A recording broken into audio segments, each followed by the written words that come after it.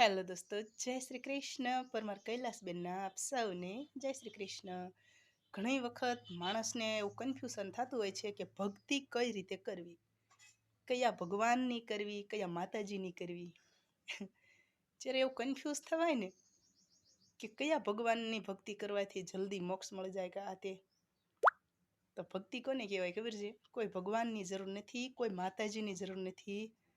એક પરોપકાર અને પરમારથ, આ બે વસ્તુ કરશો ને જીવનમાં તો ભગવાન અને માતાજીની ભક્તિ થઈ જ ગઈ સમજવાનું.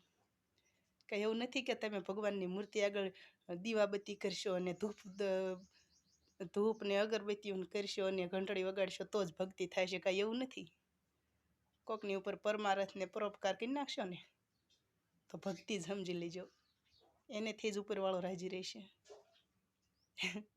જય શ્રી કૃષ્ણ. બધા ખુશ રહેજો.